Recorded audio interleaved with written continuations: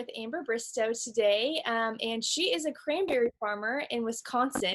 Personally, I am very excited about this because I know zero about cranberries, and I have a feeling that a lot of people listening or watching may also know not very much about cranberries. So, Amber, if you could maybe just start by telling us a little bit about yourself, and that'll kind of get things rolling off here. Yeah, for sure. Like you mentioned, I am from Wisconsin. I'm a fifth generation cranberry grower on our family's marsh. It was founded back in 1918, so we are a century farm, which is pretty darn cool. That's We awesome. started originally with 11 acres of just cranberries, and we have grown over the years to over 230 acres of just straight cranberries. So something that is really unique about cranberries is that they grow in a very acidic, sandy soil. So we can't grow a lot of other crops out in this area just because it doesn't take to the soil. So that's why this area of Wisconsin is kind of known as a cranberry capital of the state. Um, so I live out here with my family. I work alongside my dad. I have a cousin that's working out here. My grandma is still on the marsh. Um, and I also worked with an aunt and uncle that were out here for a while too. And now my husband just joined in on the marsh about a year ago now. So we're kind of all one big happy family out here, and it's a lot of fun. Sounds like quite the family affair on the cranberry farm. Yeah, yeah, that's for sure. So with the area that you guys are in, are you pretty much like, I know you said with the soil, that's pretty much the only thing that can kind of be grown there. Are you guys the Mhm. biggest cranberry farmers in the area? Are you the only cranberry farmers? How is that kind of set up? Yeah, so we aren't necessarily the biggest. There's a couple other growers out here that are a little bit have a larger operation than us, but so kind of the cool thing about our marsh is that we're kind of the home base for everyone else in the area. So Okay. it started like with my great great grandfather, and then he had some sons and a daughter, and they all worked on the marsh when they were young. But as they grew older, they realized that they couldn't work together. They were a very strong Irish family. So a lot of the boys, they just couldn't handle that much energy in one space. So they kind of all split up. So there's a lot of our relatives are right surrounded by us. Like we have a cousin that's right next in our backyard, and then we have another cousin that's right next to him that all stemmed from this home marsh. So everyone is kind of related in our area, which made dating in high school super tough. So I always had to give my parents like a full background check of like this guy that I'd be talking to, and they would always let me know like, oh no, you're related to him somewhere down the line, so you might not want to Oh, pursue that. that's So and I feel like that's kind of similar with a lot of small town farms. But so luckily my husband, I married him. He was from he was about from an hour away. So he was safe. We brought in new blood to the mixture, kind of thin it out a little bit. that's great. With so you said your husband is new to the farm. Did he Mhm. grow up with any farming background or just new to cranberries? He didn't have any sort of farming background. So he went to school actually for public relations and communications.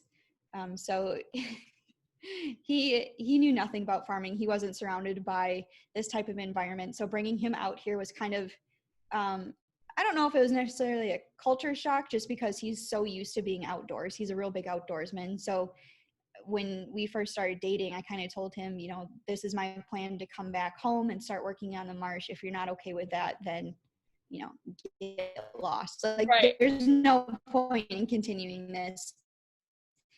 And he was super excited about it. He actually proposed to me out on the marsh, and I don't know what he said, but he was like, "Oh, I'm so excited to start my life with you out here." Blah blah blah. I don't remember the rest, but and Something sweet. he kind of yeah. So he just dove in head first, and he's been picking a lot up along the way, and he's been a great addition out here. It's been a lot of fun. That's awesome. So I know you just mentioned too, oh, I'm sorry. We have a bottle baby and she's letting me know that it's time for dinner outside. um, I know you just mentioned that you kind of told your husband when you started dating, this is what I want to do. So off of that, you knew kind of at an early age, this is what I want to come come back and do. And with that, did you have like, I guess, a certain role in mind that you wanted to play, or did it just kind of? Yeah. So growing up, I always would tag along with my dad, and like I kind of knew deep down in my gut that I always wanted to come back, but my parents were real supportive of kind of pushing me out of my comfort zone and letting me do my own thing before deciding that, yeah, I for sure want to come back home. So I went to school for sports management. And so I was working in baseball for a while, living in a couple of different cities. And that's actually where I met my husband, was working for a baseball team. We were both interns together that year. So once I kind of got that out of my system and I realized that, you know, like the city life isn't for me, I really do belong back home. I pretty much had to beg my parents to be like, hey, let me back. I want to come back. I'm ready. And I'm ready. So they're really great about that. But I didn't really have any idea what I wanted to do. And my dad's really great about like not seeing me as, I don't know how to say this. He didn't view me as like a girl, I guess, to put it bluntly, I guess. So he let me do all these different roles that everyone else was doing and kind of find my own space Mm-hmm. out here. And I would work alongside him. So kind of my role is more managerial without being a manager. So I'm doing a lot more of like the office work. I'm doing a lot more of like the numbers, the statistics, while still being involved heavily on the farm. So like during harvest, I'm out there right with the guys. I'm doing all this other stuff right alongside the guys, just not, it's a little bit different than what they're doing, I guess. It's a little bit lighter. So it's like a cranberry grower light version. So I'm still doing everything, just maybe not as extreme. The light ranch version of it. Mm-hmm. um, Exactly. since you just touched on it too, being, I think sometimes a woman in agriculture, there's like a, maybe not a negative stigma, but there's a different kind of thought and atmosphere to it. What's maybe been your experience being somebody who's hands-on in the industry? Yeah, I have been very thankful. There are a lot of women cranberry growers in our area that I was able to kind of look up to and kind of go to for guidance. And they're not just behind the scenes. They're not just like a farmer's wife. Like they're actually doing what I'm doing. So if I ever had questions with something, I'd kind of go to them and say like, hey, how are you handling this? Like how do I go about communicating like my needs with the guys? Right. Because that can sometimes be hard to, you know, like if you're hurting, like if you can't handle the things that they're doing and that they expect from you as a fellow worker, like how do I say, like, how do I ask for help without sounding like a total wimp and Right. kind of losing my place? So that's been kind of the hardest thing, is just like knowing knowing when to ask for help and saying like, I can't do this, like I'm not built like you, I can't lift as many heavy things, or as like I can't keep up to your pace, slow down or help me or something. So so that's been kind of the trickiest part. But I've known these guys for a long time, and they know and respect me enough to know like when I'm struggling or if I need help with something, they're always there to just do it for me, or like to help me with it. And then just so I don't have to ask, because they know I don't like asking for help, because I'm not stubborn. I don't want to ask for help. So they've been really great about helping me with that. Yeah, I totally, I'm right there with you. It's not that I don't need help sometimes, I just don't want to ask for it because I am stubborn. Right. So, and you guys, Yeah, I challenge you to find a farmer that isn't stubborn. right, Good luck with that one. exactly. But with you and your husband's relationship, as far as I think it's maybe a little bit different from kind of the traditional farmer Mhm. where the husband's the farmer, the wife will come into the farm and take on a role. How have you guys kind of Mhm. found roles within your relationship and then also on the farm to where you're kind of the boss and he had to come in from that level? Yeah, that was kind of the most difficult part, was separating like home from work, even though it's one and the same. Right. So that took a lot of adjusting on both of our parts. Like when we go home, I don't want to talk about work. Like I was there with you all day long, which makes it hard to find stuff to talk about too. Yeah. But he learned pretty quick that when we're here, like you need to do what I say. And it's okay to like go above me and ask like my dad for help or something, because I don't know everything. Obviously I haven't been here full time for as long as, I make it seem sometimes. So just finding that dynamic of home and work balance, Mm-hmm. that's been kind of the hardest part. But my family has welcomed him on here with open arms, which has been really great. It's been an easy transition for him to come on here, and we try to make it so he doesn't have to worry about too many things. Everyone's always willing to show him the ropes because they know that he's going to be here for the long haul, and he needs to know this stuff, and he needs to know it, how to do it right away. So he he kind of had to jump in blindly to everything, but he's taken on to everything really well. That's awesome. I think it's refreshing also to hear, kind of the roles reversed in a way as well. Um, Right. so completely switching gears, I want to know about cranberries. Like what from like if you could explain the whole process, that would be so helpful because like I said, I know nothing about them. Yeah, how much time do you have? So so cranberries are a perennial plant. Okay. So we have vines out here that are about 50 or so years old. They will keep producing and producing until they kind of fizzle out. So it depends on the variety of cranberry that you have, and it depends on the soil that they're in, and moisture and all that other stuff. So like I mentioned before, they do grow in a very acidic, sandy soil. So it's like a really white, almost kind of like a beach sand is what we use now. And that's what we have. So they need that acidic soil. They need a lot of water. So we are kind of like in a marshy, swampy area. So the water table is really high out here. So we have a lot of man-made reservoirs. We have a lot of ditches. So we need that water for irrigation purposes. We need that for winter protection. We need that for frost protection. We need it for harvest. So cranberries don't grow in water like what you see on TV. That's Right. kind of like their image, but they are actually dry for the remainder of the year outside of harvest. So that's the only time that they're in water is what you see on TV. Yeah.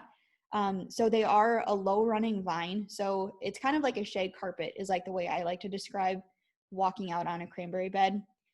So if you hear me refer to like a cranberry bed, that's like the individual section that we grow them in. Okay. So a cranberry bed for us is typically like 2 to 5 acres, and it's just like a skinny rectangle. Okay. And it's surrounded by a ditch, what we use for water control. And then we have like higher berms on the side so we can drive alongside each individual bed. So in that cranberry bed, we have irrigation set up in there. So we have either aluminum pipe running the entire length of the bed, usually 2 rows of that, one on either side, or we have underground irrigation with sprinklers that we can just screw in every spring and then take them out right before harvest.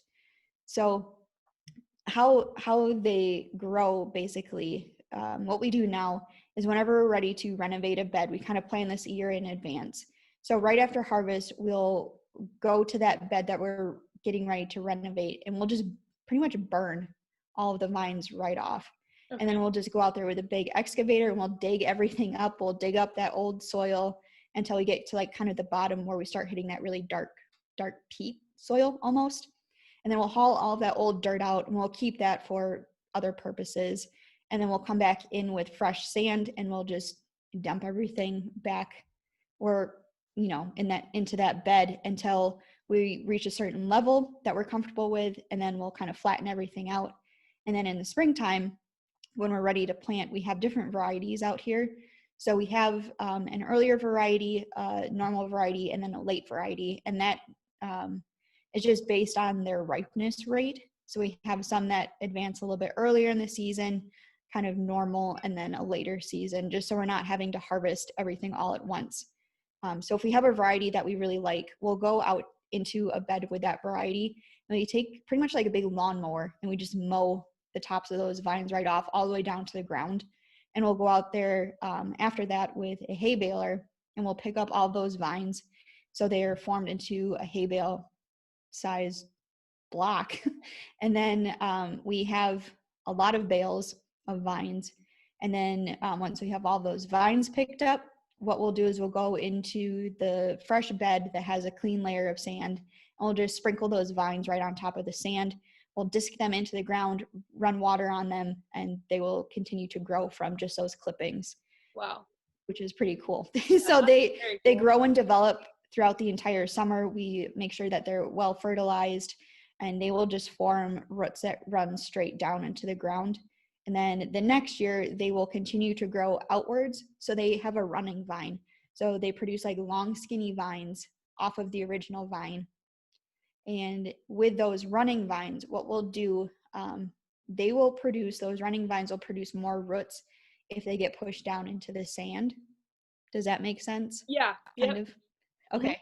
So so the first year it's all about just establishing a main root. Then the following year they kind of fill in. So they run outwards, not upwards.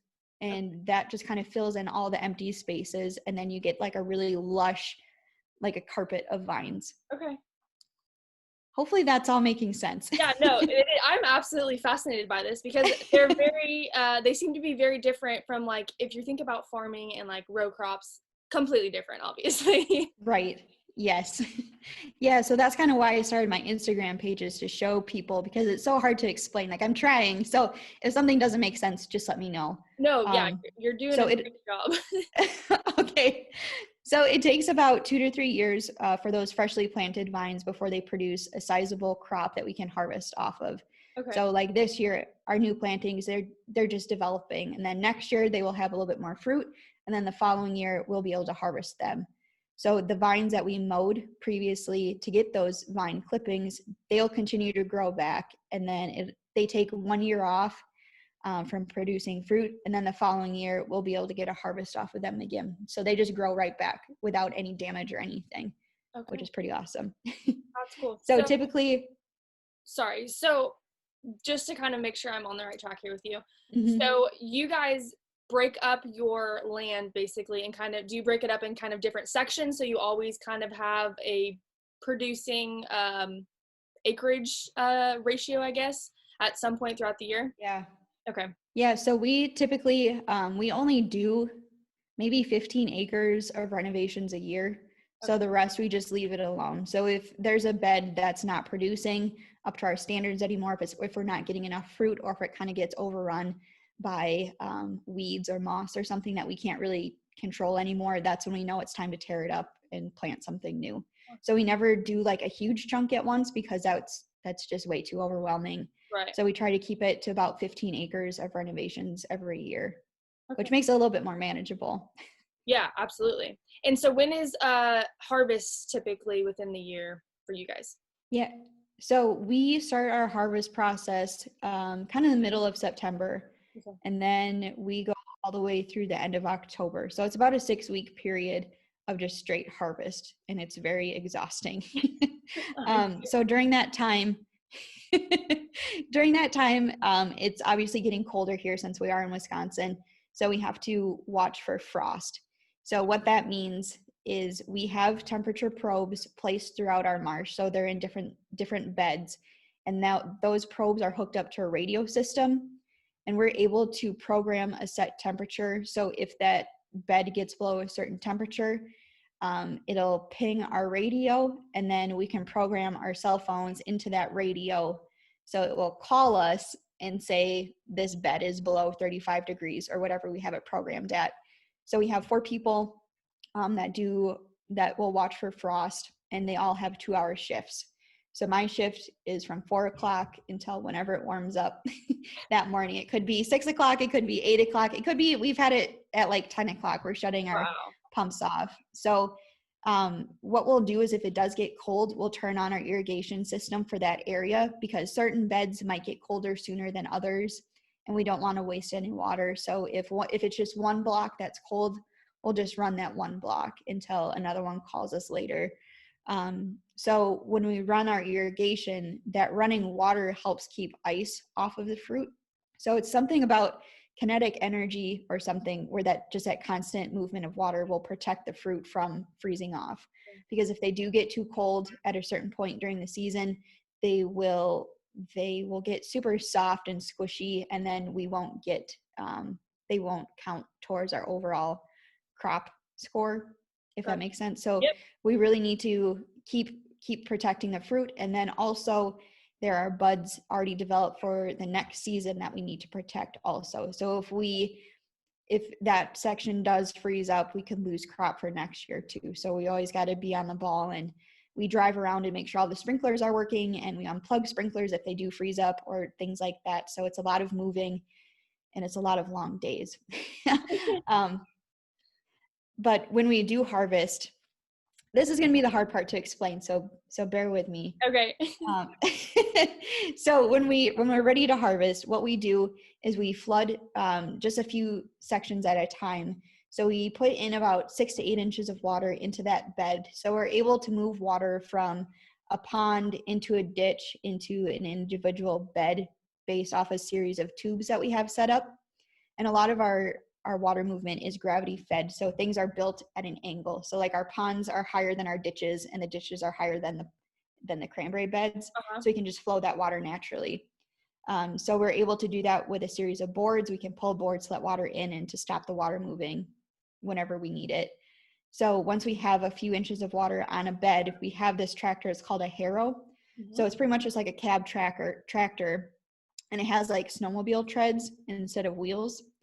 And then on the front and on the back of this tractor, there's like little metal finger like combs.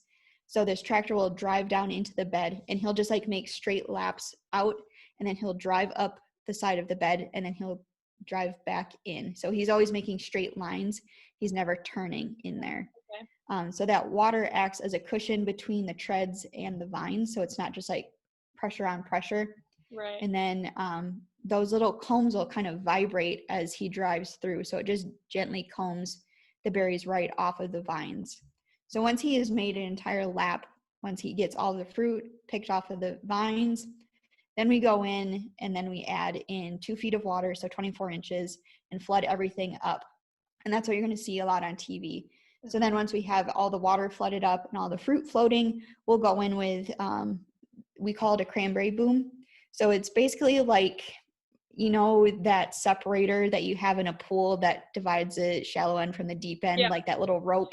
Yep. It's kind of like that. That's the best way I can describe it. So it's like this floating corral, basically. And we pull that with 2 tractors, and then we kind of start on one end, and then we drive along the outside, and then we connect them into one corner. So it's easier for us to corral. So then once we have everything corralled into one corner, we'll come in with our berry pump. So it's kind of like this big, I don't know how to describe it. It's like this big cart on wheels that has an adjustable top. I don't have a picture of it right now. Otherwise I would show you, but bear with me. So it's like this big cart, and we park it right next to the fruit that we're about to pick up, and it has this long metal arm that will go out into the water. And on this arm, there's like a big metal square, I don't know, like a little extra arm. Like I'm trying to show you, it's flapping. Like a, so it's a spray bar is what we like call a it. large vacuum. I don't know why, but like Yeah, with the berries. that's pretty much it. So Okay. there's like a vacuum portion of it, and then there's what we call a spray bar that goes on top of it. Okay. So like this spray bar has little nozzles that will blast water on top of the fruit. That helps kind of clean any leaves or sticks off of the fruit. And then the vacuum portion is under the water. So our main goal is to suck all the fruit up, obviously, and then it gets sucked up into like this big long tube that goes all the way on top of this cart, which is like 20 feet in the air. And this is where I'm standing all during harvest. So once it reaches the top of this big tube, there's like a big metal bin on top, and that fills with water, and it fills up with fruit. So then at the top of that platform, it kind of goes down at an angle. Mm-hmm. So the fruit will kind of run down that angle, and then there's little grates that are on the decline. So they're spaced perfectly apart. So any small fruit that doesn't count towards like our overall quota, that small fruit will fall between the cracks, and then it goes and shoots off to the opposite side, where it goes into what we call our trash truck. So that's where all of like the leaves and sticks and small berries go, and all of the the larger size fruit will run down that decline and into the back of a semi truck. And then once we fill that semi truck up, then that's when we take it to ocean spray. And then all of our fruit goes into processed goods. So like cranberry juice, craisins, that kind of thing. So we don't harvest for fresh fruit. That's an entirely different process that we're not equipped to handle. So we're strictly all processed. So hopefully that all makes sense. And then we just do that process over and over until all of the fruit is picked up, which takes about 6 weeks. So I'm going to be showing that a little bit more once it comes time to harvest, because it's hard to describe unless you see it. Yeah. So a lot of companies like John Deere International or whoever, they don't make implements for cranberry growers just because we are such a small market. So a lot of this stuff is made by the growers. Okay. So that's why you don't see a lot of this. Like, I can't compare this to anything else. Right. Very specific to cranberries. Yeah, it's very specific. But just wait a couple months and I'll show you guys everything else. Okay, well, I'm excited because I feel like that like opened up a whole new world for me, because I had literally no idea how the process was, and I had no idea it was like so intense and meticulous. Yes. And the water now all makes sense, obviously to help harvest and the frost management side of things, and there's a lot that goes into a tiny little berry. Right. And it's amazing. So I love talking about it just because it is so unique. And like you said, not a lot of people know about it. It is a $1 billion industry for the state of Wisconsin.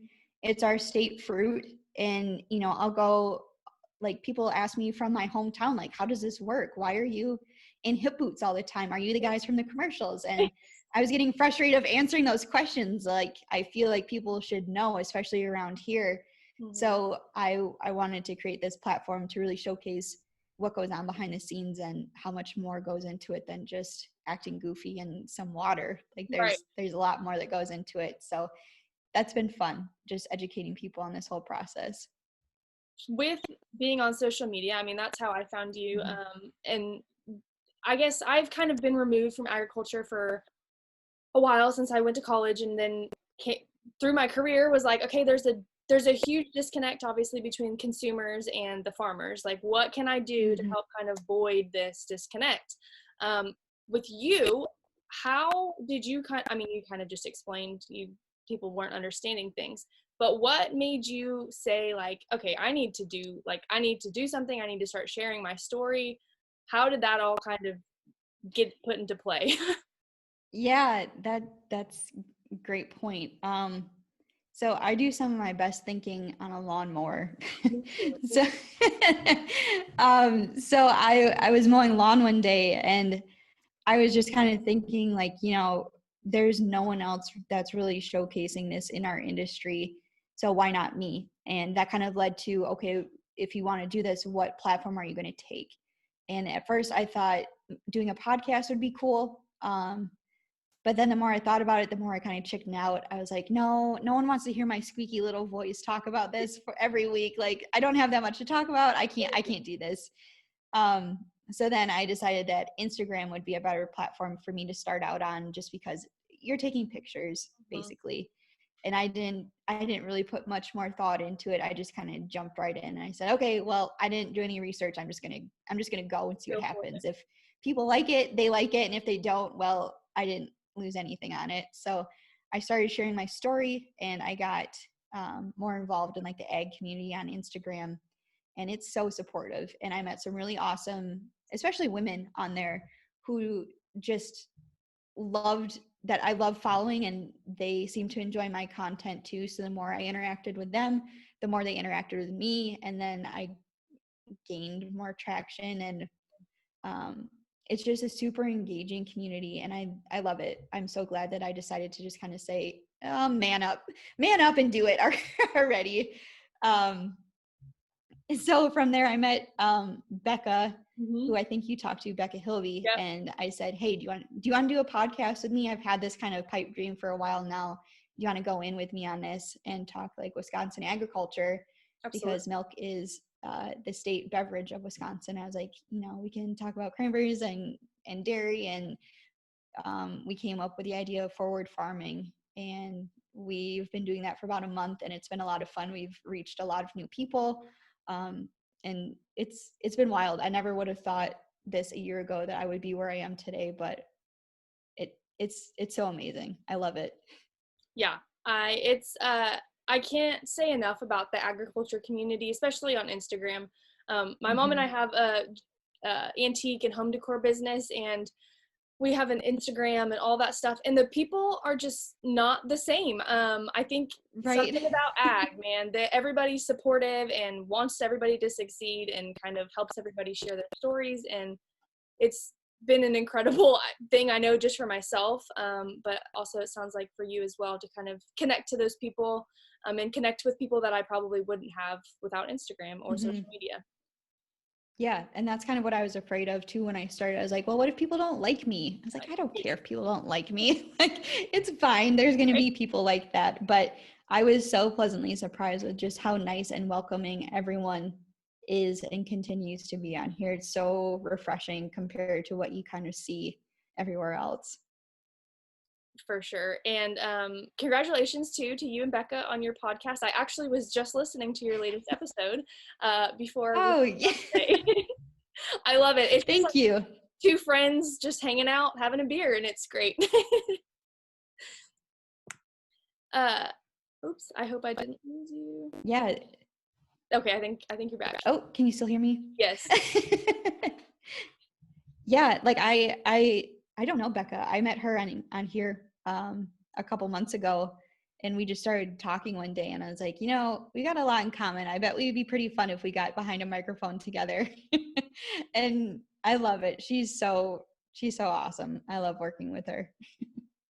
Yeah, it's definitely entertaining to listen to. One kind of more question, and then we'll kind of try to wrap this up here. But as you've kind of taken on this world of social media, and telling your story, talking about cranberries, talking about agriculture, what's something that maybe just kind of you'd like to share with people who maybe have no idea about any of the stuff that you share or talk about? Yeah, in the sense of social media or like in the sense of cranberries? Either way, just something Or I think, both? yeah, maybe both, just kind of a combination of it. Yeah, so I keep repeating myself on social media because I keep finding like no matter how much I talk about cranberries, people still think that they grow in water. So Yeah, I if I can just let everyone know that cranberries don't grow in water, that would be that's my goal in life. That's my main goal, is just to educate people that they don't grow in water. I feel like you need a Um shirt. I should. That's a good idea. But otherwise, if you are kind of hesitant on joining Instagram, making something more than just a personal account, just do it. Kind of muster up the courage one day, and once you start, you're gonna love it. If you find the right group of people, even if you post something that you're afraid that no one else is going to enjoy, I can guarantee that there's going to be one person out there who's going to be a big supporter of you and encourage you the entire way. So just find that little bit of courage one day and just go for it. It's a lot of fun, and it's going to be so rewarding. For sure. I could not agree more with that. Amber, where can people find you on social media and all that fun stuff? Yeah, so I am on Instagram and Facebook at Cranberry Chats. And then if you are interested in our podcast, it's Forward Farming Podcast on Facebook and Instagram. We're on Apple, Spotify, and Stitcher as well. Great. Yes, I highly recommend you go follow Amber. She also has an adorable dog that I forgot to mention. He's more of a gremlin than a bear, or than a dog. His name is Bear. But Amber, thanks so much for spending some time with me. I know you had a crazy busy day, so I appreciate you taking a few minutes to chat with me. And I hope everybody else is now as informed as I am on cranberries, and I cannot wait to see what harvest looks like. Yeah, thank you so much. Have a great rest of your day. You too.